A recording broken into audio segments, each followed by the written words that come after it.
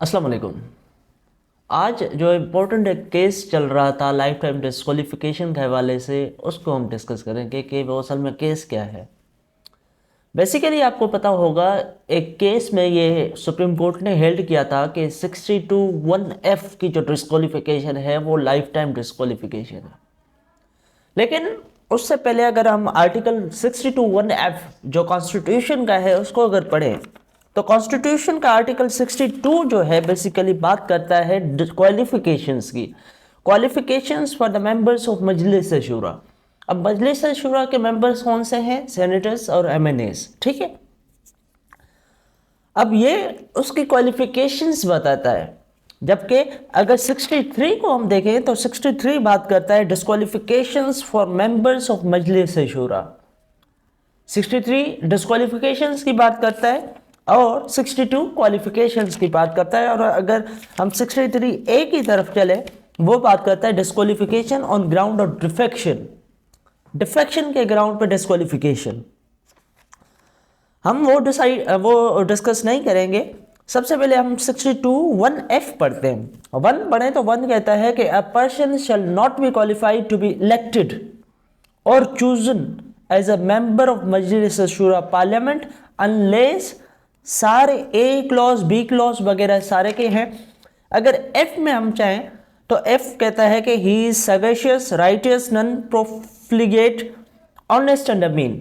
Basically honest and अमीन की बात पे ये कहा गया है कि अगर कोई ऑनेस्ट और अमीन नहीं है तो वो लाइफ टाइम डिस्क्वालीफाई हो जाएगा। आगे ये आर्टिकल बात करता है कि there being no declaration to the country by the court of law. अगर कोर्ट ऑफ लॉ की तरफ से ये डिक्लेरेशन है कि ये बंदा जो है ऑनेस्ट नहीं है, ऑनेस्ट एंड अमीन नहीं है, तो वो लाइफ टाइम डिस्क्वालीफाई हो जाएगा। बहरहाल उससे पहले में हम ये बताएं कि यहाँ पे 62 आर्टिकल कहीं भी ये नहीं लिखा हुआ कि ये लाइफ टाइम डिस्क्वालीफाई है। लेकिन ये लाइफ टाइम डिस्क्वालीफाई जो मैं बात कर रहा हूँ कि ये लाइफ टाइम डिस्क्वालिफिकेशन है, ये किस केस में किया गया है? समीउल्लाह बलोच केस में सुप्रीम कोर्ट के 5 मेंबर लार्जर बेंच ने ये डिसाइड किया है। अब रिसेंटली 2023 मीन्स के लास्ट ईयर एक अमेंडमेंट आई थी इलेक्शन एक्ट में। इलेक्शन एक्ट की 32 सेक्शन जो है उसमें अमेंडमेंट की गई। अगर उसकी क्लॉज 2 को मैं पढ़ूं, आपके स्क्रीन में भी शेयर कर देता हूं। वो बात करती है notwithstanding anything contrary in any other provisions of this act or other laws for the time being in force and judgment order or decree of any court including the Supreme Court and the High Court, the disqualification of a person to be elected, chosen or to remain as a member of Majlis Shura or a provincial assembly under paragraph F of clause 1 of article 62 means 62(1)(f of the constitution shall be for the period not exceeding 5 years from the declaration by the court of law in that regard, and such declaration shall be subject to the due process of the law। यहाँ पे बात की कौन सी की जा रही है कि डिक्लेरेशन के बाद 5 साल तक वो डिस्क्वालीफाई हुआ, 5 साल के बाद वो क्वालिफाई हो जाएगा इलेक्शन के लिए। ये इलेक्शन एक्ट की अमेंडमेंट की गई है आर्टिकल 32 पे।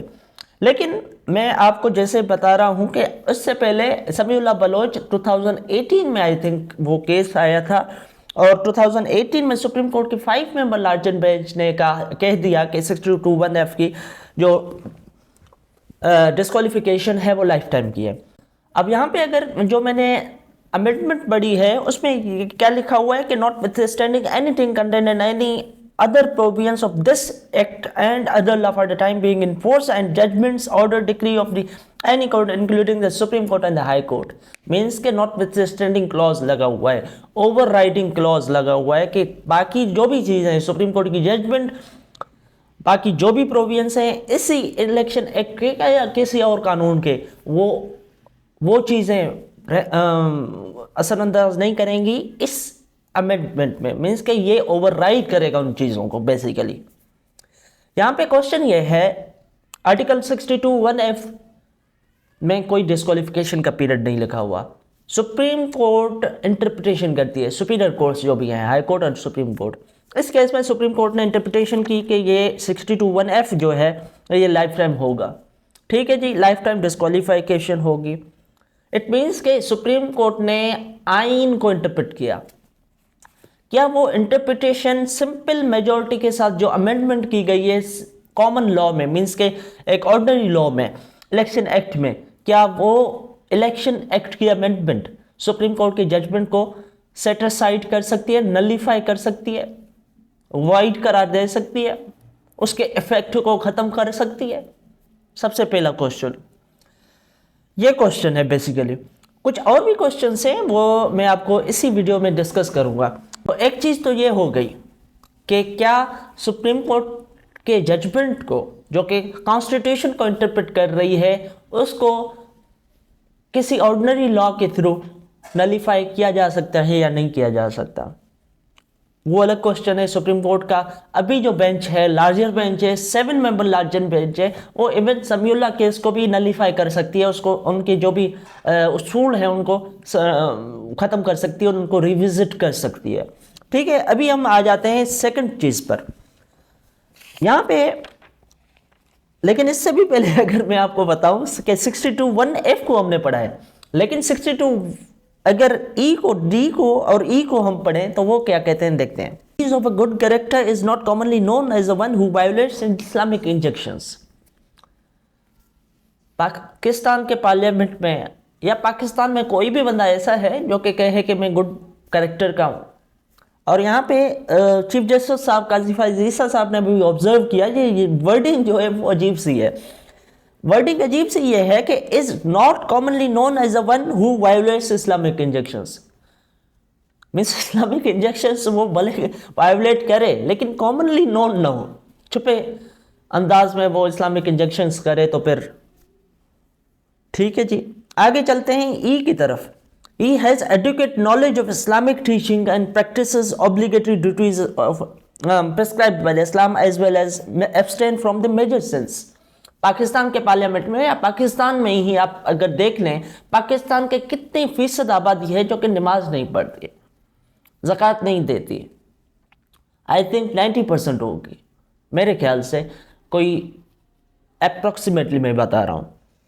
देखें, ऑब्लिगेटरी ड्यूटी है, ये फ़र्ज़ है हर एक मुसलमान पे कि वो नमाज पढ़े। वो नमाज नहीं पढ़ते तो वो भी डिस्क्वालीफाई ही हो गए ना इस आर्टिकल के तहत, क्योंकि आर्टिकल क्या कहता है कि practises obligatory duties prescribed by the Islam. तो वो जो नमाज नहीं पढ़ता, ऑब्लिगेटरी ड्यूटी परफॉर्म नहीं करता, वो तो डिस्क्वालीफाई हो जाएगा। अजीब यहाँ पे वर्डिंग्स लिखे हुए हैं।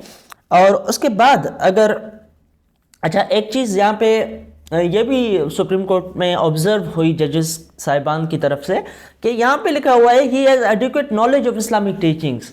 एक बंदा जो 20 साल पहले इस के तहत डिस्क्वालीफाई हो गया, ठीक है, वो मतलब कि लाइफ टाइम डिस्क्वालीफिकेशन हो गई 20 साल के बाद, या अभी वो 5-6 साल के बाद, या किसी भी वक्त वो अगर इस्लामिक टीचिंग ले लेता है, नॉलेज ले लेता है, वो हाफिज बन जाता है, आलिम बन जाता है, फिर भी वो डिस्क्वालिफिकेशन फील्ड में रहेगी, क्योंकि यहाँ पे कोई डिस्क्वालिफिकेशन का पीरियड नहीं लिखा हुआ।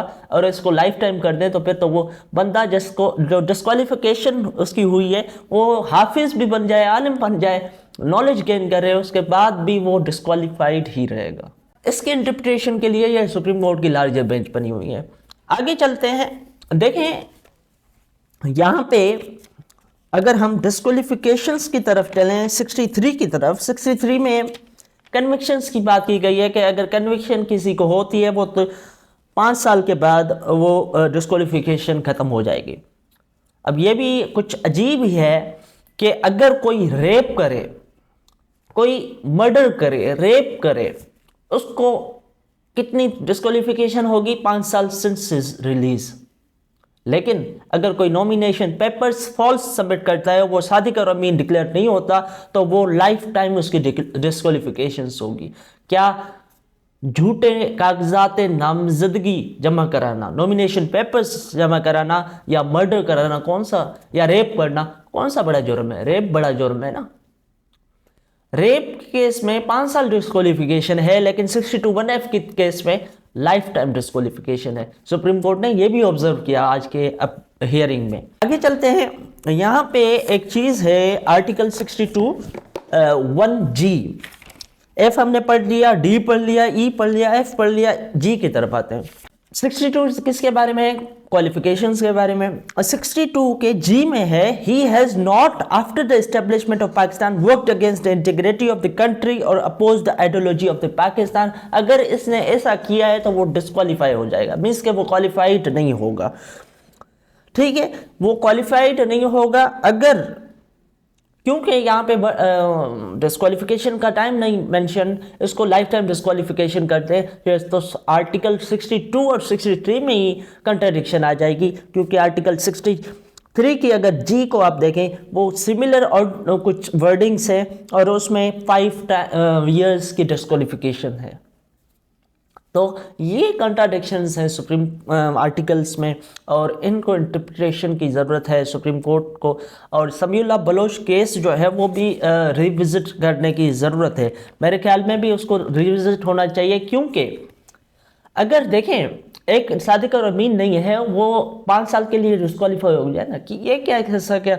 अगर फॉर सपोज 25 साल का एक मेंबर है जो कि 25 साल MNA बन सकता है, वो MNA बना और सादिक और अमीन जैसा कि नवाज शरीफ साहब, जहांगीर तरीन साहब ये डिस्क्वालीफाई हो गए, उस तरह फॉर सपोज वो डिस्क्वालीफाई हो जाते हैं 25 साल के बाद। अब पूरी उसकी ज़िंदगी पड़ी हुई है, वो डिस्क्वालीफाइड ही रहे। वो इस्लाम में भी तौबा की गुंजाइश रखी गई है, या अब सज़ा तो दे रहे हैं ना 5 साल की, उसको कन्विक्शन भी होगी, जो भी चीज़ें हैं रेफरेंस वगैरह वो उसमें भी कन्विक्शन होगी, 5 years डिस्क्वालिफिकेशन हो, लाइफ टाइम डिस्क्वालिफिकेशन की कौन सी ज़रूरत है। तो ये चीज़ें रिविज़िट होने की ज़रूरत है। किसी नेक्स्ट वीडियो में मुलाकात होती है, तब तक के लिए अल्लाह हाफ़िज़। और इंशाल्लाह आज का ये केस जो है वो कल नहीं परसों टेकअप होगा। परसों मेरे ख्याल में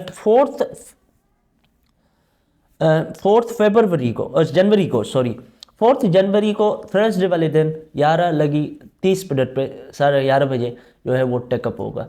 देखते हैं इस केस की क्या जजमेंट आती है, और वेरी इंटरेस्टिंगली ये जजमेंट होगी, वेरी इंटरेस्टिंग होगी ये जजमेंट और पढ़ने जैसी होगी। Thank you very much. और इसमें माशाल्लाह से अच्छे जजेस हैं, जस्टिस मंसूर अली शाह साहब, जस्टिस यहया अफरीदी साहब। देखते हैं उनकी जूरिस्प्रूडेंस क्या कहती है। Thank you very much. अल्लाह हाफ़िज़।